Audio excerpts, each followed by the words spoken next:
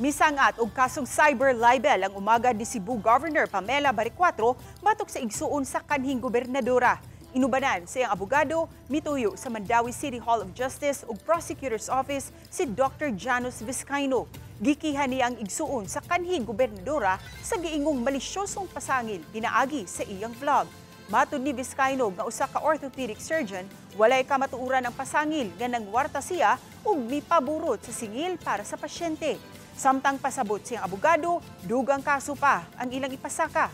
Kuhaan pa sa GMA Regional TV balitang bisdak ug habig ang igsuon sa kanhi gobernadora nga nagsilbi kaniadto isip Capitol Security Consultant. Iba na ang ilon ta himuon tag storya lain sa case na mangwartanaw ta sa kwan sa atong isig kataw niya kani wa gid ni but this sa tan-aw niya, di man niya maigo, good, wa may reaksyon si Governor because baseless, number one, baseless yung complaint, and number two, government official man na. So sa balaod, di yun as laingon mo onion skin. Pero karon gi-appeal ang private individual nga way labot sa pagka sa issue niya, yang son-in-law, isod na lang na. So kani, wa na ni bias, mukiha na yun ni siya.